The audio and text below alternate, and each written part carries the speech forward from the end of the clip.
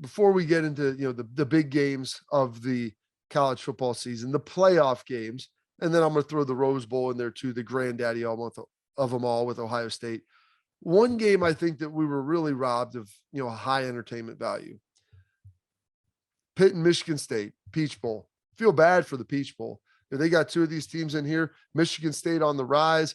Mel Tucker comes back, ranked really highly throughout the season. They had a Heisman Trophy candidate in Kenneth Walker III, just barely misses out going to New York, taking on the Pittsburgh Panthers, the champions of the ACC. They're moving in a direction that, Pat Narduzzi's been slowly chopping away, finally get to have that breakthrough year.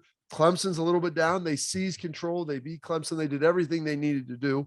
And now Kenny Pickett opts out. And I have no problem with these guys opting out. A little surprising with Kenny Pickett, given the fact, he's a Pitt guy, program kid, been there for a long time. He's going to get drafted in the first round. I think this game could honestly help him, but that's beside the point. He's going to play a Michigan State secondary where he should have feasted on these guys. It's the weakest part of Michigan State's team, and they're a pretty good ball club. But I was excited to watch this game. Two coaches, doing good things at their school. I call it the Mark D'Antonio Bowl. Both of these guys coached with Mark D'Antonio, and he was most recently at Michigan State. Him and Mel Tucker coached together at Ohio State. Pat was on his staff, both at Cincinnati and at Michigan State. And then he goes and becomes the head coach at Pitt. And so I thought that there was going to be, a nice game, some good things going forward.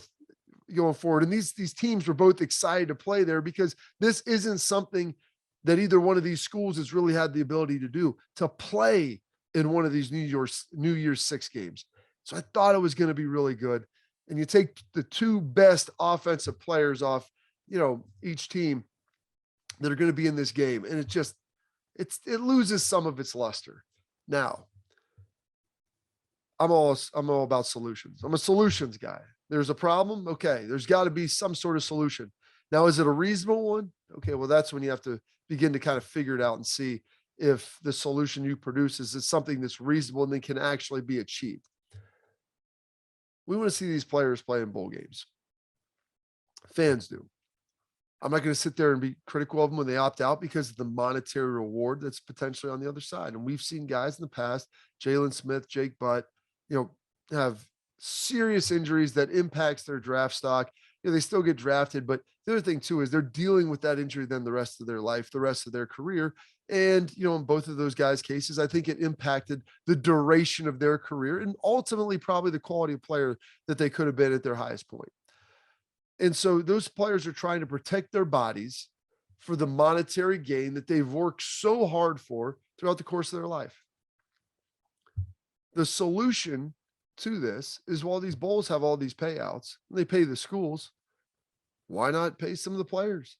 If you have some of the veteran guys, we're in the NIL world now, all these bowl games have sponsorships. And if you want to draw eyeballs and you want to see people watching your game with your title sponsor on there, with whatever it is, Peach Bowl, Rose Bowl, Cotton Bowl, who cares? But you want to see your name beside it. You want people to be tuning in to watch. I think the solution is you carve off some of that cash. And if there's some draft eligible players that are considering not playing, yeah, you're not going to be able to offer them the millions of dollars in the NFL.